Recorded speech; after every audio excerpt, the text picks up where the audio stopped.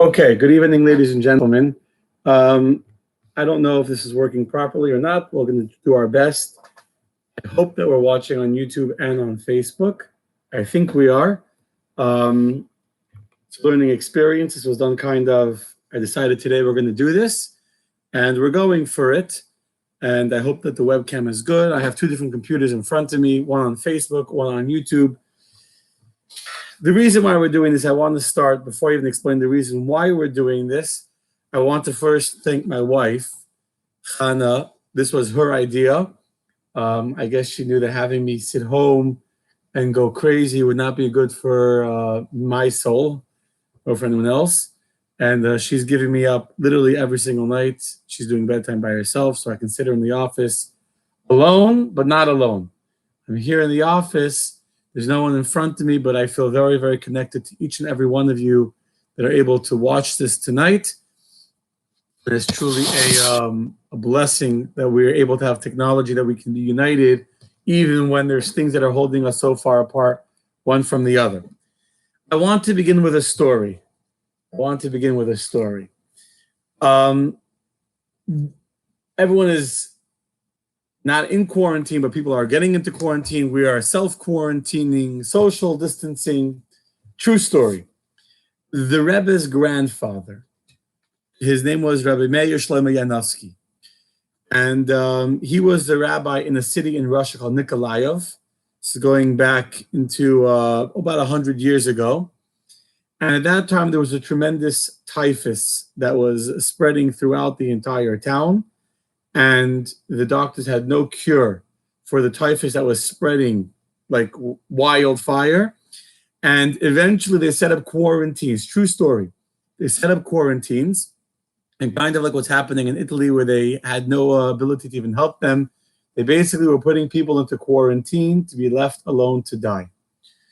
And you can imagine the emotional difficulty for the Rebbe's grandfather, his maternal, meaning the Rebbe's mother's father, who was the chief rabbi of the city of Nikolaev, the emotional anguish that he himself, the rabbi himself, became sick, and he was forced into quarantine where he was. He was alone. No one was allowed to visit him. Once a day, a doctor was coming to just do rounds to check on them and to bring food. No family was allowed to come and visit because they were trying to stop this typhus from spreading. And there was a dear friend of Rabbi Meir Shlomo Yanofsky. His name was Rabbi Usher Nikolaev. When Usher Nikolaev heard that his friend, the rabbi, was alone in quarantine, he went to go outside his window, and he began to read from outside the window where the Rebbe's grandfather, Rabbi Meir Shlomo Yanofsky, was quarantined. He began to read out loud the chapter of Tanya that describes in Igeret HaKodesh, the Alter Rebbe, the first Chabad Rebbe, wrote a lengthy chapter of Igeret HaKodesh called Lahaskil Chabina. That's what it's called. And basically, the entire theme of the chapter is to explain how there's no evil that comes from God, and that everything that God does is truly good, and that a person should view their suffering as if it's actually not only is it not bad, but it's actually a good which is so great that it's the highest form of good, etc., etc. The point of the letter is to basically recognize that everything that God does is good. Hello, Bernard. Thank you for this watching.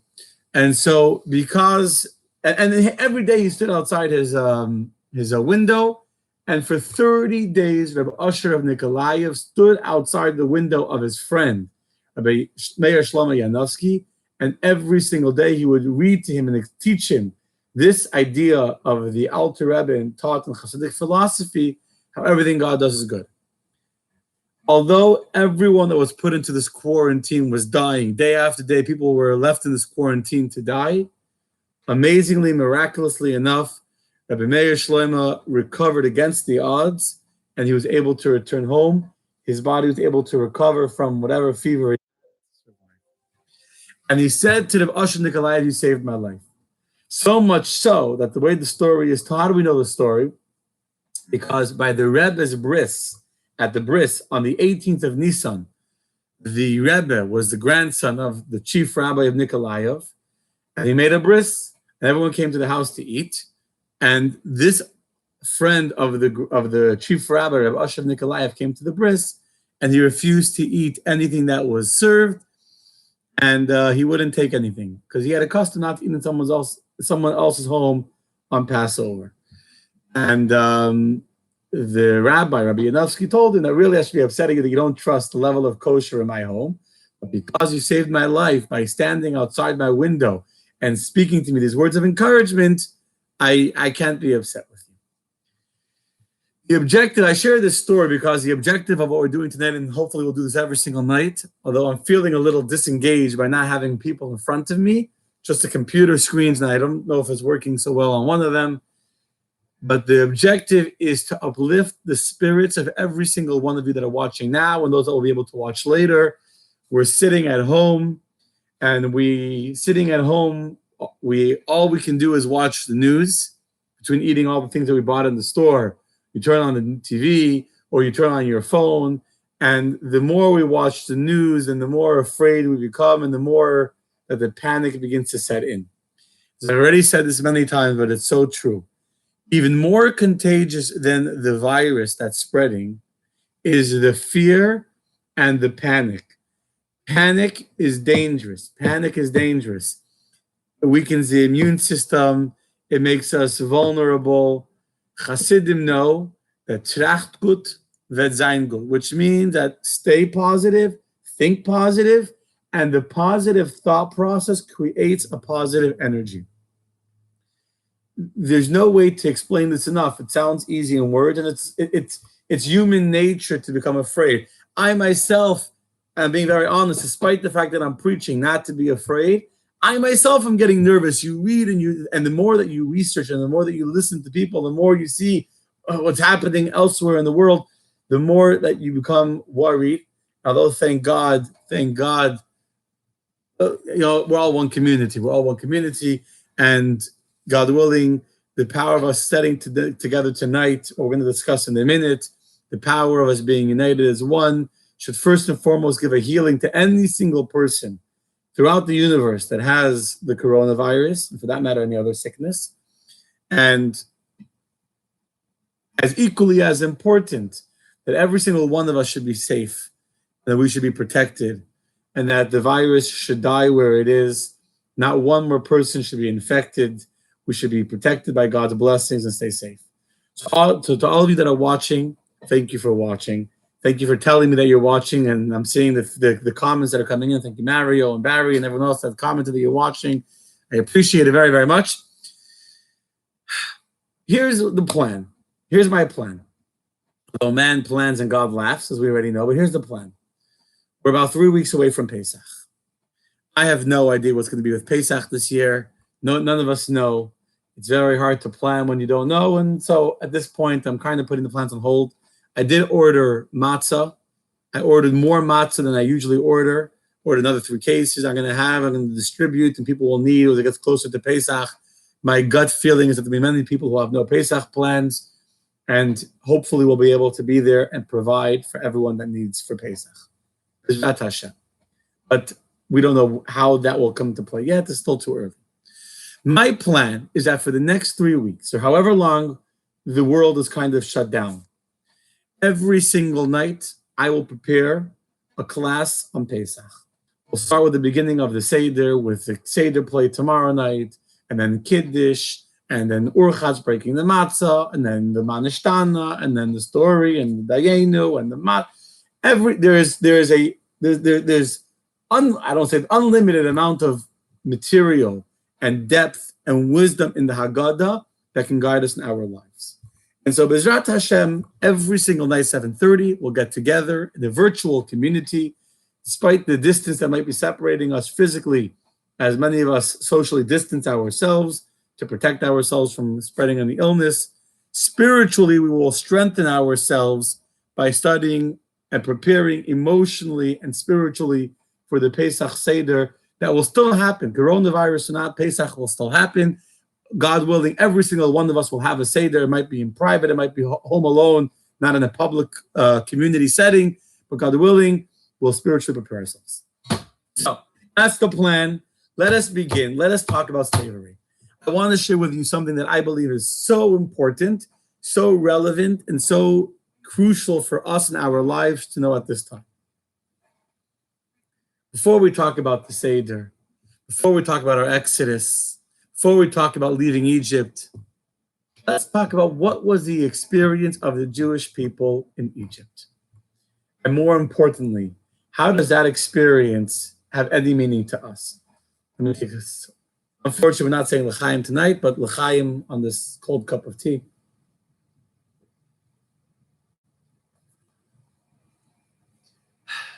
The worst thing, the scariest part of this coronavirus is how many of us, if not all of us, have lost our sense of certainty. And a big part of the fear is the fear of the unknown, the fear of not knowing what will happen next. So the question becomes, how do we stay sane when we don't even know what's going to happen? We don't know what tomorrow will bring. We don't know who will get sick. We don't know what the virus is and what the vaccine will be, if we get the antibodies or not the antibodies. The greatest fear is the fear of the unknown.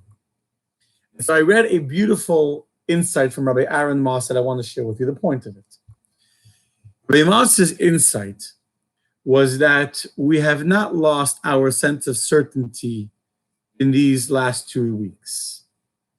What we have lost is our illusion of certainty, meaning we never had certainty. None of us ever truly, really knew what was going to happen tomorrow. None of us know. But we had an illusion of certainty. We had an idea. We thought we knew what was going to happen to us. And the truth is, we don't know. This tiny virus of 125 nanometers has sent the entire world into chaos, and everything is going upside down, and the markets are crazy, and the schools are closed, and everything is shut. But really, we never knew what was going to happen. Every single morning when we wake up, we have no idea what to expect. We never knew, but we thought we did. We thought we did. And now we are all experiencing the uncertainty of not knowing what tomorrow will bring. And for many of us, that can be very scary, very scary. Unless we're ready to embrace it. Unless we're ready to embrace it.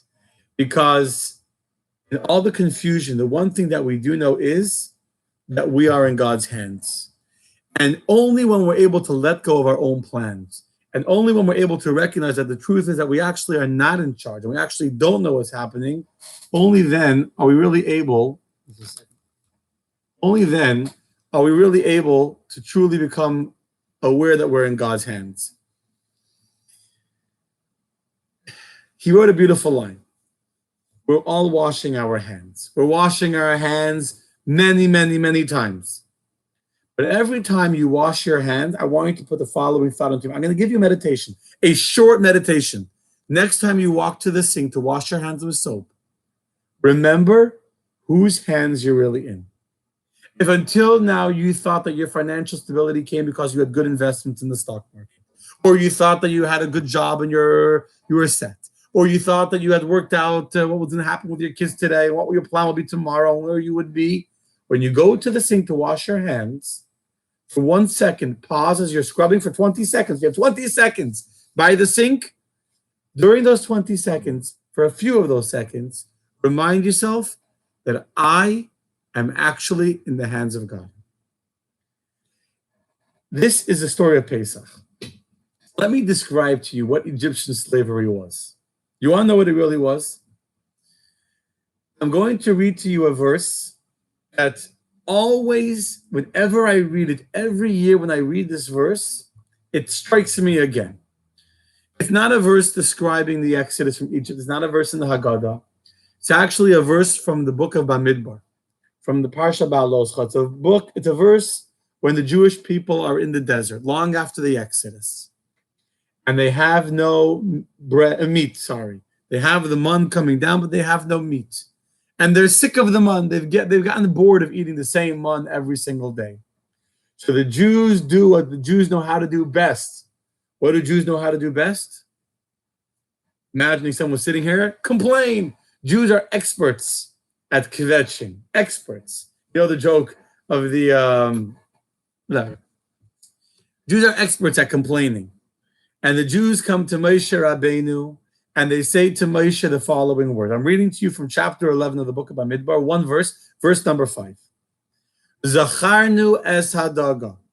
We remember the fish asher noicha b'Mitzrayim that we ate in Egypt. Chinam, for free. We remember es hakishuim. We remember the cucumbers we ate. Es ha'avatichim, and the watermelons and the leeks and the onions and the garlic. And then they see the next verse. And now all we have is the man. We're bored of the man. We're sick of the man. We long. We're nostalgic for the fish that we ate for free in Egypt. Rashi asks a very simple question. If you remember the story of the Jewish people in Egypt, the Egyptians were so mean to the Jews, they wouldn't even give them straw in order to be able to make their own bricks. If you remember, after Moshe comes to the Pharaoh and says, let the Jews go free, Pharaoh says, now not only do they have to make their own bricks, but now they have to collect the straw in order to make the bricks as well. Let me ask you a simple question. If Pharaoh is not even willing to give the Jews straw in order to make bricks, you think he's giving them fish to eat in Egypt? Rather, the Jews didn't get fish in Egypt. They watched the Egyptians eating the fish. They watched the Egyptians. And yet, here is something amazing. Here's a people that have been freed from slavery. Think about this. Here's a people that have been freed from slavery. This is something that always bothers me. And now they're free men. They're free men. They're about to enter the promised land, or they were about to. They ruined it. And what are they saying? We long for, we reminisce, we remember the good old days. The good old days in Egypt when we were able to eat fish free of charge, when we ate the cucumbers. I ask you, what does that mean? What does it mean that the Jewish people are saying, we wish we were back in Egypt so we could have fish? The freedom that they're experiencing is not good for them. So what's the explanation? How could it be that the Jewish people that have finally been freed from Egypt are longing to go back to Egypt because they don't have fish? You know what the answer is? Because in Egypt, although they were slaves, there was a comfort to the routine and the stability and the consistency of their lives. So even though they were slaves, they said, okay, we don't mind that we're slaves. We don't mind that life is tough for us, because at the end of the day, we know what tomorrow will bring.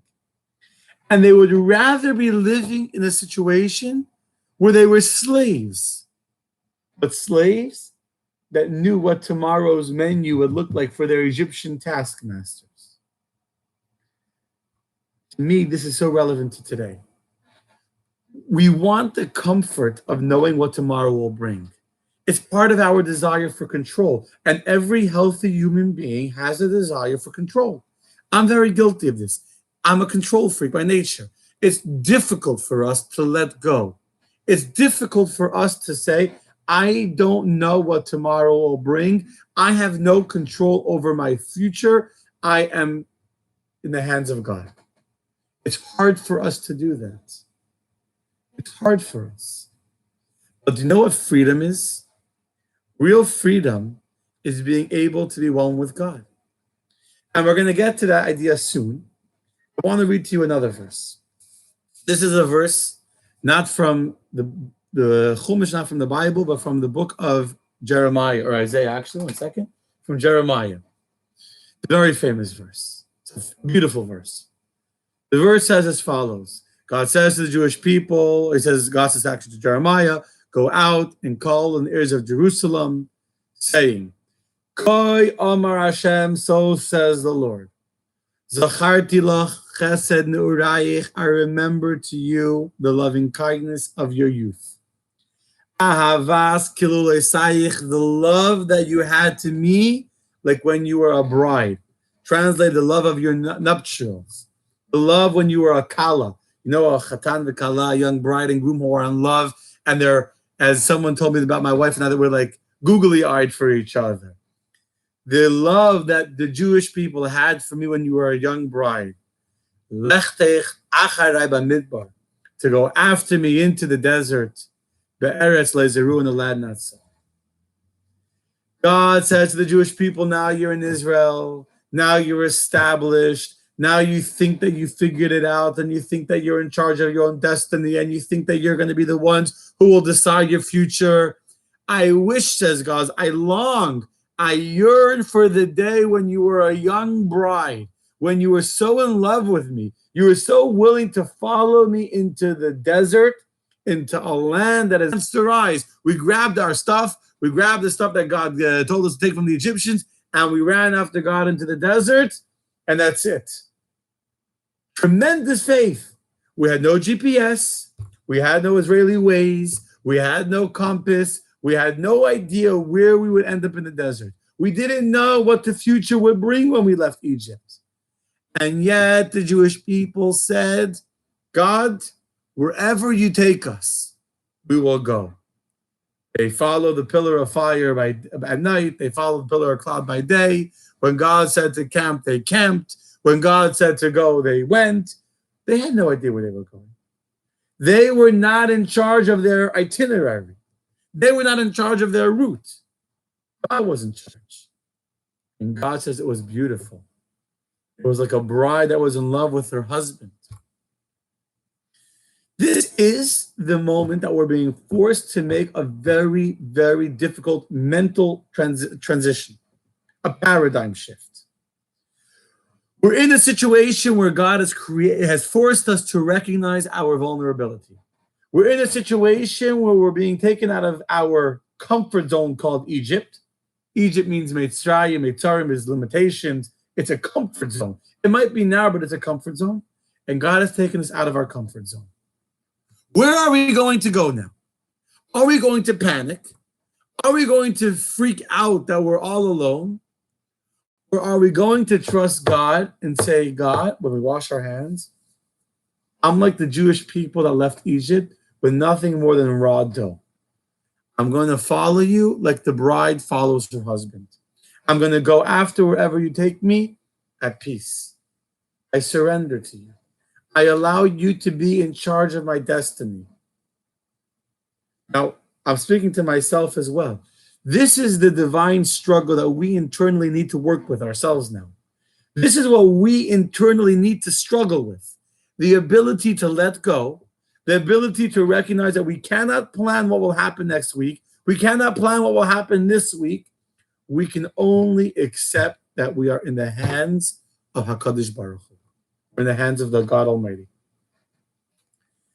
I want to share with you a story. I have two very beautiful stories to share. I'm going to tell one now, and the best one is coming soon. So don't go away. But this story I've said many times. The story I'm going to say soon is a brand new story. It's a story of a person who was a tightrope walker. And he came to a town where no one had ever seen a tightrope walker before. Thank you, Renee, for the compliment. He came to a town where no one had seen any tightrope walker. And actually, the way the story goes, it was, if I'm not confusing two stories, with Mendel Futterfass. So he was in prison. And he gets up, he erects a string, a rope, going from the top of one house, or the highest building in the town, across the main street to the other tallest building. He gets up on top of this building, and everyone is watching. What is this Meshuggah, this madman? What the heck is he doing on top of the building with a rope across the main street? And the man says, who thinks I can walk across this rope, hanging 50 feet up in the air across the main road of the town? Of course, the majority of people think that this man is nuts. You're going to walk in air on a little thin string so high above the street, you fall, you'll kill yourself. And they're betting and they're arguing. And then this man, who's a skilled tightrope walker, walks across the rope, walks across till the other end. People are clapping and cheering. They love it. They're all amazed how this man was able to walk across the tightrope. And then the man says, now who thinks I could walk back across this tightrope backwards? Now, many of the people started to say, yes, you could do it. They already saw him walk across the first way. Others are saying you're nuts. Just because you can walk across the frontwards, that means you can walk across backwards. They're betting, they're putting down money, they're competing with each other, they're putting down money. And of course, the man, the skilled tightrope walker, walks across the rope backwards. By now, everyone is cheering and clapping and loving it. They think he's fantastic. This is the coolest show they've ever seen. Then the man says, he brings up a wheelbarrow up onto the roof of this building. He has a wheelbarrow on the edge of the roof. And he says, now who thinks I could walk back across this rope with the wheelbarrow? And now everyone is convinced of the skill of this tightrope walker. They say, yeah, they're clapping, they're cheering. Everyone's saying, go ahead, you can do it. We believe in you. So this tightrope walker says to the crowd assembled below, if you all think I could do it, who's willing to come be my volunteer and go inside the wheelbarrow as I push it across the room? It's easy to say, I believe in God. I believe in God. I'm here standing with my 2 feet on the ground, and you want to go do a show up there and walk across the rope? I'm watching. I'll clap for you. I love it. And then sometimes God says, who's willing to get inside the wheelbarrow? That's not just believing in God. That's not just having faith in God. That's having bitachon. That's having trust in God. And having trust in God is very, very different than having faith in God. To believe in God is not so complicated. I believe. But belief is not about what I'm going to do. Belief doesn't necessarily affect the way that I'm going to think or the way I'm going to feel. But if you go to sleep tonight worried and afraid and panicked and stressed and anxious, you could believe in God, but you don't trust in him. You're not allowing him to be the wheelbarrow driver. You're not allowing him to be the one to take you where God wants you to go. This is the challenge. This is the meditation I'm going to take upon myself. I want you to join me. Every time you go to the sink and you're washing your hands for 20 seconds and getting all that soap in between your fingernails and rubbing your nails. By the way, I must tell you, when my daughter was in the NICU and I would go to visit NICU, we had to wash our hands for 3 minutes. 20 seconds is not so long. You wash your hands. I want you to think, I'm going to think that I am in the hands of God. And so I don't know what will be next weekend. I don't know if shul will be open or closed next week. I don't know if we'll have a minyan or not, if we're going to have a Pesach service or a public Seder or a prayer. I don't know what will be. And despite the fact that I want to know and that I by nature, a human being that likes to be in charge, I'm going to say to God, I will be like the Jews that left Egypt. I will follow you like the Chesed Urayach, like the young lads that followed you into the youth that followed you into the desert. Like the Kala, like the bride who trusted you completely and implicitly to take care of us in the desert. Now let's talk about the preparation for Pesach of Chametz and Matzah. This idea of trusting God, not just believing in God, but trusting God to actually take care of us, to actually be the one that will take us where God wants us to go, is exactly the struggle, or this, I shouldn't say struggle, the dichotomy between chametz and matzah. I'm sure you all know what chametz and matzah are. Chametz is leavened bread, and matzah is flat. They're both flour and they're both water. The difference is that the flour and the water of the chametz has yeast mixed in. Yeast allows the flour to rise. It gets fluffy. It gets filled up. Matzah is flat. In Kabbalah and in Hasidic literature, it describes in many, many places how the difference between chametz and matzah is the difference between ego and humility. Ego is really nothing more than flour and the water. The difference is it's full of itself. It's pumped up, it's fluffed up, it's walking around with its nose held high in the air, thinking that it's all great. The matzah is the same flour and water, but it's humble. It's flat. It has no airs to itself. It doesn't carry with itself as if it's bigger than it really is. Before Pesach comes, before we get to the Seder play, which we'll talk about tomorrow, God willing, before we get to the cups of wine and the kiddush and the beautiful Seder and the afikomen and the children, before any of that, we have a mitzvah to destroy the chametz. We have a mitzvah to search our homes, to look in every nook and cranny, to look in every corner, to look under the beds, to look anywhere there might be, to find even a crumb, even a little trace, even a little bit of chametz. To find that little bit of chametz, destroy it, eradicate it, burn it, destroy the ego. You know what the ego is in today's time? For me, right now, the ego is our desire to be in charge. The ego is our desire to think that we have it all figured out. The chametz, the ego, is to be like all of us, people who think, which means that my power, the might of my hands, is what has accomplished all the great things that I've accomplished. That is Pharaoh. Do you know that one of the descriptions that describe the unholiness and the impurity of Pharaoh is where Pharaoh says that the Nile River, it's mine. Not only is it mine, Vani asisani, I made it. Can you imagine? Pharaoh begins to convince himself that not only is the power of the Nile River his, he actually made it. He made it. We get into our minds and our success, not only that we own our success, but that we've created our success. You see, it seems crazy for us to imagine saying that I made the Nile River. But the Nile River of our lives, the source of income in our lives, the source of stability in our lives, which is like the Nile River was to Egypt, it's possible for us to not only think that we own it and we're entitled to it and we deserve it, it's possible for us to begin to think that we actually made it.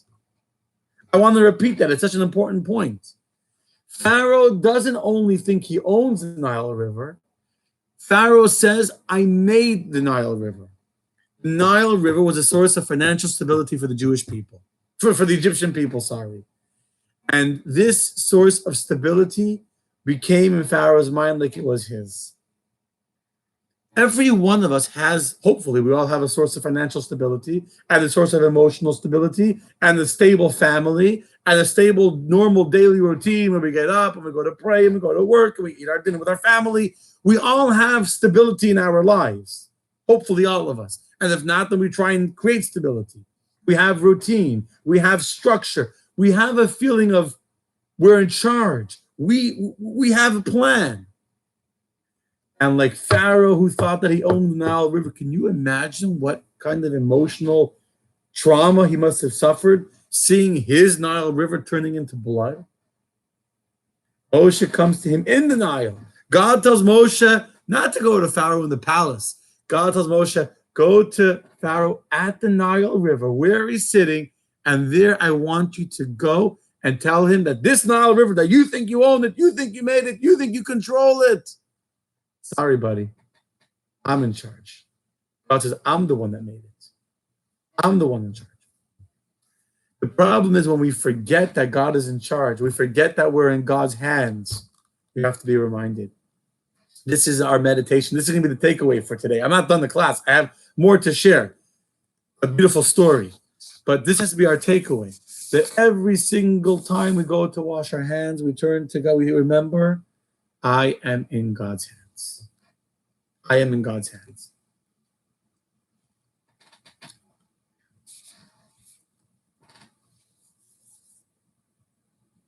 It's not easy.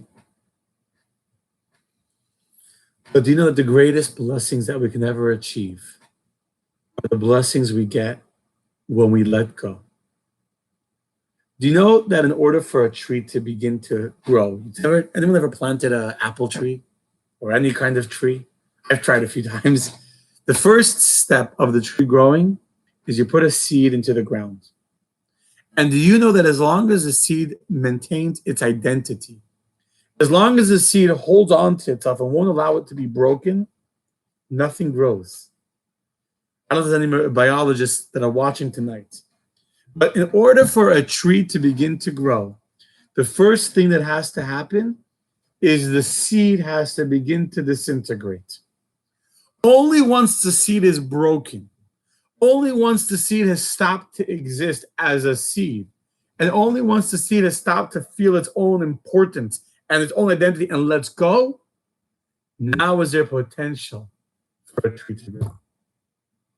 This is the preparation for Pesach. Before we get to Pesach, as we started to search our homes for chametz, someone told me a cute joke the other day. She told me in synagogue that the whole world is cleaning for chametz. Now is a season when all Jews across the universe, in any country they are scrubbing their homes and scrubbing their kitchens and scrubbing the upstairs, downstairs, cleaning their houses for Pesach. So she says, well, the whole world is cleaning for Pesach. Everyone's scrubbing and sanitizing and sterilizing. So I told her the famous idea that dust is not chametz and that the children are the Pesach offering, but the whole world is cleaning. The whole world is cleaning for Pesach. As the whole world is removing chametz, let's remove our own chametz. Let's remove our own desire for control. Let's remove our own desire to know what's going to happen and to accept that God is in control. And when we accept that, then we are like the seed that disintegrates. Then we are vessels to receive blessing. Because as long as we're full, we can't receive. As long as we're stuck in our identity, as long as we're holding on to our little shell and afraid to let the shell be broken, we're afraid to let our seed be broken, we are not going to be able to grow into the beautiful tree that our potential would allow us to be. So it's hard to let go, but when we do let go, when we become matzah instead of chametz, that is when we open to receive God's blessings. In fact, that's the difference between the letters chametz and matzah. The Hebrew spelling of the word chametz is ches mem tzadik. The Hebrew spelling of the word matzah is mem tzadik hey. The letters mem and tzadik are the same in the word chametz and in the word matzah. The only difference between these two words is the letter ches or the letter hey. The letter ches, if you're familiar, I don't have a way of showing you on the screen, but the letter ches, I'll show you like this. This is a letter ches, 3 lines, and the hey is open over here, it's open. So the chametz is closed. The chametz has nowhere for the air to evaporate, and that's why the dough gets fluffy and gets full of itself and gets all pumped up because there's no escape. And the hay has an opening for the air to go out. You know what else the hay has? The hay has an opening for the air to go in. Just like the hay allows the heat to escape and the matzah stays flat, the opening allows God in. If you're not open, God can't come in. This is matzah. And with that, I want to share with you a truly beautiful story. The story I'm going to share with you is 100% true. It's printed up in Chabad.org in a book that was written by a lady, Mirish Kishner. Mirish Kishner wrote a book, I forgot what it was called, Extraordinary Miracles of Ordinary People. And she writes a beautiful story that she heard firsthand. There's an amazing organization called Bonei Olam. Bonei Olam is involved in helping families, couples that are sadly struggling with infertility. And despite their desire for children, they're sadly unable to have children. And Bonei Olam helps them financially, emotionally, medically, logistically, with all of the difficult parts of the journey of trying to use all the amazing technological and medical advances to be able to do IVF, et cetera, to be able to have children. The head of Bonei Olam is a man called Shlomo Bochner. And the story is written, he describes going into the hospital to visit a family whose names were Chana and Hannah Davis. Hannah Davis was unable to have children. They tried everything they could. They went to many doctors, done many different tests, many different procedures, and many different things, and nothing that they had done was able to work. They came to Bonei Olam was like their last chance. And Shlomo Bochner at first was almost hesitant to even try and help them because they had already done so much and it was so far advanced in their story, they didn't know if he could even help them or not. And the husband's name was Elchanan. And eventually he spoke to the rabbis, and the rabbi said, you have to try and help every single person. You can never turn somebody away. And Shlomo Bochner decided that Bonei Olam was going to help this couple, even though they had a very, very small chance of success. And they arranged to have one of the very, very best doctors in infertility to treat them. His name is Dr. Cornwallis, who is a very, very expensive and very high-level doctor. And he agreed to do their procedure. Shlomo Bochner describes the day that he found out that the procedure had failed and that none of the eggs had fertilized or had latched on, and that there was absolutely nothing that the medical establishment could do for them. He describes the difficulty with which he went to go visit them in the hospital, and he comes into the room, and he was the one that had to tell them this, after he had even gotten Dr. Cornwallis to do this procedure for free, and everything that he had done, and he walks into the room. As he writes, he says, he walks into Mrs. Davis, and he looks at her, and she looks at him with a big smile, says, tell me the good news. And he put his hands deep into his pockets, and he says that this was one of the hardest moments of my life, describing to this lady that had done literally every single thing that she could do, and telling her, I'm sorry, but it failed. And he writes, to this day, I don't even remember what I said to her to explain to her they weren't going to have any more children. A year later, Shlomo Bochner gets a call. It's Elchanan Davis on the line. He actually missed the call, and he calls back, and here's the story. They went home. This young couple. They weren't young anymore. Now, I want to just make sure it's clear the emotional anguish for a couple, especially a religious couple that lives in this community, in a society where everyone has many, many children.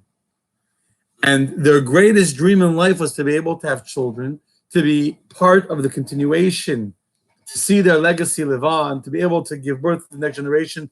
It is the most inherent need of a person to be able to have children, to be able to know that you are creating a future after you. And they're on the taxi on the way from the hospital, and each one of them are absorbed in their own thoughts. They don't say a single word the entire way home. As Elchanan told Rabbi Bochner, he was unable to formulate any words. There was no words to describe what they were feeling. He felt as if a black cloud had enveloped him, and he couldn't think straight. They come home. And he walks into the room, and he sees a scene that shocked him. The table in the dining room was decked in the Shabbos tablecloth, the nicest silverware, the finest china that was not even used on Shabbos, that was only used on very special occasions. I looked at the table, and there was 2 candlesticks right in the middle of the table, the beautiful silver Shabbos candlesticks. And my wife goes and there's 2 candlesticks, and she lights the 2 candles as if she's getting ready for a beautiful candlelight dinner. And I'm looking at her, says Elchanan Davis. I couldn't even speak. I couldn't even formulate the words. What in the world are you doing? I was stuck. I couldn't speak. And she comes to me and says, well, aren't you going to hang up your coat? And I just stood there in shock, watching the 2 little flames that are leaping and dancing and the candlesticks going upwards, and I couldn't move. And my wife came up to me in a very soft voice. She said, we have now ended a chapter in our life. We were dealt a very serious blow today. But I don't want to be angry at God. Instead, I want to be thankful to everything God has given me. Today, I want to make a Su'udas Hida'ah. I want to make a feast of thanks to God. 2 weeks ago, my family hosted a Su'udas Hida'ah, a feast of thanks to God for our daughter Bracha, who almost didn't make it out of my wife's womb alive. As Jews, when we are in a difficult situation and we're saved from a life-threatening situation, from a terrible thing, after we're saved, we make a feast of thanks, giving thanks to Hashem for the miracles that we experienced. She turns to her husband and she says, I want to make a Su'udas Hida'ah. I want to make a feast of thanks to God for giving you to me and me to you. We have each other, and we're not going to be angry. We're going to enter the next chapter of our lives alone, without any bitterness or melancholy or sadness. We're going to enter with thanks to God. My wife served, this is what he says, Elchanan Davis. My wife served a magnificent meal. We sat, we ate together, we had a l'chaim together, we had a feast of thanks to Hashem. The two of us with the candles, alone in the home. And by the time we went to sleep, the serenity had affected a considerable change in my wife. 5 o'clock in the morning, the phone began to ring near my bed. As someone calling from the hospital, and they asked me to return immediately, and they realized that there was something in the chart that was a mistake that they had made, and actually there was hope. And 9 months later, he was calling this rabbi to tell him that a baby boy had been born, and Chana, his wife, that had just given birth to this baby, 9 months after this Su'udas Hida'ah, after this feast of thanks to Hashem for allowing them to have each other, was born, and they were inviting him to the bris next week.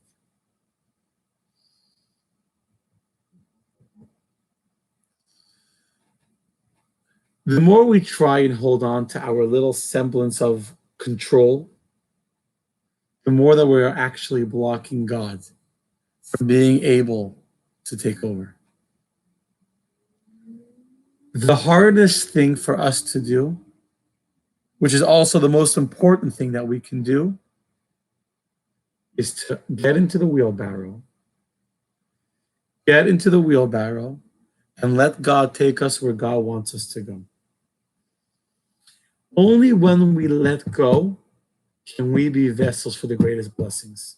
You see, the way I understand this story is that as long as they were holding on to the fact that they were in charge, that they were going to figure out a plan, they were going to get a better doctor and another opinion, another procedure, they were not vessels. They were not vessels for the blessings that God wanted to give them. The miracle they needed was so great, they couldn't receive it as long as they were full of themselves. Only when she was able to say to her husband, I want to thank Hashem. Only at that moment was she a vessel to receive the blessing. And that reminds me of another story. Of the story of this man who came to the Rebbe Rashab, I believe it was the 5th Chabad Rebbe. And he came and he had some issues and he had a problem. And he comes into the Rebbe saying, Rebbe, I need a blessing. I need a blessing. And the Rebbe Rashab sees this man asking for a blessing for a very serious situation. I don't remember what it was. I don't want to make it up. His wife was sick. His kid was, I think it was so, his kid was very, very ill. And instead of giving the man a blessing and encouraging him and supporting him and uplifting his spirits, instead the Rebbe Rashab kicks him out of his office and says, I can't help you. Get out of my office right now. Can you imagine? This chassid that had come to the Rebbe expecting to be uplifted, to be blessed, to be given some hope, instead of being knocked down to the ground, he walked out of the Rebbe's office and burst into uncontrollable tears. Imagine you come to the Rebbe expecting a blessing, and not only do you not get a blessing, you're kicked out of the office. The man is sitting outside the office weeping like a child. The Rebbe Rashab, Rebbe Shalom Deiber was his name, he had an older brother whose name was Zalman Aaron. Zalman Aaron, known as the Reza, was actually older than the Rebbe Rashab, but he was a chassid, he was not the Rebbe. He walks by, he sees this man crying uncontrollably. He turns to him and says, "What's the matter?" He says to him, "The problem, my son is very, very ill. The doctors have no hope. I came to the Rebbe for a blessing. And the Rebbe, not only did he not bless me and help me, he kicked me out of his office." Zalman Aaron, who was an older brother of the Rebbe Rashab, said, "I'm going to see what I can do to help you." And so Zalman Aaron went into his brother, the Rebbe Rashab, and said, "What is this? A man comes to you crying for help. You kick him out of your office. You make him feel like garbage. You don't even at least say a nice word to him." The Rebbe asks his brother, "Tell me, what is he doing right now?" He says, "He's outside crying like a baby. He's crying like a baby outside." He says, "In that case, send him back in." The man comes back in, his face stained with tears, and the Rebbe Rashab gives him all the blessing he wants. Your child will heal, everything will be good. All the blessings he wants, the Rebbe gives him. With love, with blessing, with compassion. He walks out a new man. If Zalman Aaron now comes back to his brother, the Rebbe, says, "I don't understand. 5 minutes ago, you kicked him out, you couldn't help him. And now you're able to give him all the blessings." So the Rebbe Rashab explained to his brother as follows, something very deep, very important. So when this man came into my office the first time for a blessing, I could see that he was not a vessel for a blessing. He was so sure of himself, and he was so sure that I was going to bless him and give him what he needs and everything will be okay. He wasn't a vessel to receive a blessing. He was too sure. He was too cocky. I couldn't help him. I had to not only not give him a blessing, I had to make him feel helpless. I had to make him realize that he needs God's blessings to help him. When you told me that he was outside crying, helplessly, finally for the first time recognizing his helplessness, now he became a vessel to receive all the blessings. Understand? It's another story of a man that was very ill and came, I believe it was to the Alter Rebbe, the first Chabad Rebbe. And he asked the Alter Rebbe for a blessing for health, and the Alter Rebbe told him, "Go travel to the very famed, well-known professor of the city of Anipoli. And you go to the professor of Anipoli, and there you'll find a cure." So he travels over. Okay, he got a recommendation to the professor of Anipoli. He travels to Anipoli. He comes. Guess what? There isn't a professor in Anipoli. Anipoli is a small little shtetl, a small little hick town, and there's no professor there. And so he starts asking around, "Where's the professor, the big medical expert in the city of Anipoli?" And everyone tells him, "We don't know what you're talking about. There is no professor. There's no medical expert here. There's no hospital here." He's very, very disappointed. So he comes back to the Alter Rebbe and says, I traveled all the way to Anipoli, and there's no professor. What did you send me there for?" So the Alter Rebbe says to him, "If there's no doctor there, there's no professor, there's no doctor." He says, "There's no doctor. They have like a nurse." So the Alter Rebbe says, "So what do they do if someone gets very sick? What do they do if someone gets very sick?" So he says, "What do they do? I have no idea. I guess they pray to God." That's the professor of Anipoli. As long as we desire to be in control, we are actually slaves. We're like the Jewish people that yearn for the fish and for the cucumbers of Egypt because we had stability and we felt comfort in the consistency and in the routine and the stability of our day-to-day lives. The moment we are able to let go of our comfort zone, the moment we're able to let go of our Egypt, the moment we're able to follow God into the desert, a land which is not sown, without a GPS in our hand, without a phone that has battery life, with no phone, no GPS, no Waze, no talking phone. And we're able to let go and say, "God, I'm following you. Lech dich acharai b'midbar. I'm going after you in the desert. Wherever you will take me, I will go. Wherever you want me to be, I will happily accept and I will be." That is when we achieve freedom. That is when we will truly be free. And when we have the humility, we let go of the ego of the chametz. We let go of the feeling of control of the chametz.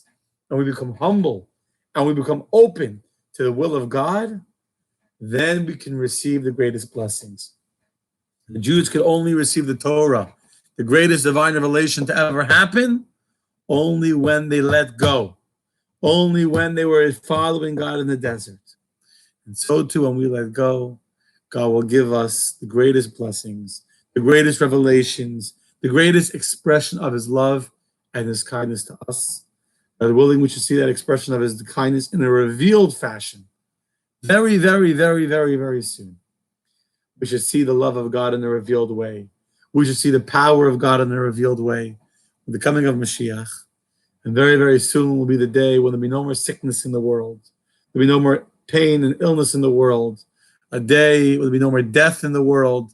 As it says, Umacha Hashem Dima Me'al Kopanim, Mashiach will come. God will remove all the tears from the earth. No more will we live in fear. No more in anxiety. We're almost there. I was just reading the other day that the countries of the world that used to not care about the weak now are destroying. They used to kill people to boost their economy. I want you to realize and end with this. Major countries of the world used to be willing to kill people, to go to war, to boost their economies. And today, these same countries are allowing the economies to be destroyed in order to save lives. I don't know if this ever happened before in human history, where governments are putting the value of life over the importance of their economy.